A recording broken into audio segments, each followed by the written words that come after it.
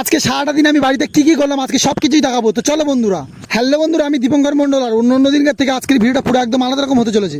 সকালবেলা ঘুম থেকে উঠে আমার হাঁসের বাচ্চাগুলো চড়ে চড়ে খাচ্ছিল, আমি সেটাই দেখছিলাম দাঁড়িয়ে দাঁড়িয়ে। তারপরে চলে এলাম আমার শশা বাগানে। আর শশা বাগানে এসেই তো আমি অবাক হয়ে গেলাম, কারণ কেন অবাক হবো না, ছোট ছোট ছোঁয়া জ্বালিয়ে এসছে আর ওগুলোই কিন্তু পোকাতে খেয়ে নিচ্ছে।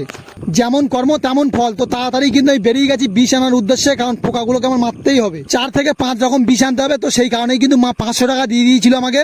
তো পা দিয়ে সাইকেল চালাতে চালাতে কিন্তু চলে যাচ্ছিলাম আমার সেই মেন উদ্দেশ্যে, মানে বিষ কেনার উদ্দেশ্যে। আর এখানে কিন্তু দেখা হয়ে গেছিলো আমার কিছু শশা গাছের সঙ্গে এবং কিছু কচু গাছের সঙ্গে, কারণ এরা কিন্তু উদ্ভিদ প্রকৃতির সৌন্দর্য, কারণ এরাই আছে বলে কিন্তু আমরা খেয়ে পড়ে বেঁচে আছি। ব্যাপার স্যাপার তো দেখে ঠিকঠাক মনে হচ্ছে না। বিষ কিনতে আমি কিন্তু একা যাচ্ছি না, আমার সাথে কিন্তু হলিউড মুভির মিঠুনদা রয়েছে।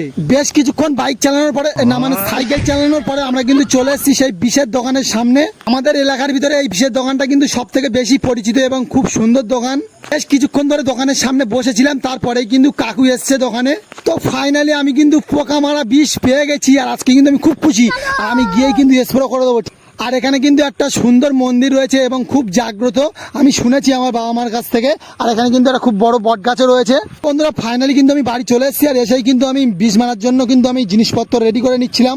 প্রথমেই কিন্তু আমি 1 গ্রাম জল পুরো ভর্তি করে নিচ্ছি। আর তো বন্ধুরা ফাইনালি কিন্তু আমি রেডি হয়ে গেছি পোকার সাথে যুদ্ধ করবো বলে। পোকাদের সাথে কিন্তু যুদ্ধ করা চালু হয়ে গেছে। আমি কিন্তু ভীষণভাবে আহত হয়েছি, তো সেই কারণে কিন্তু আমার একটু বিশ্রাম নেওয়া উচিত। তো চলো, বাই।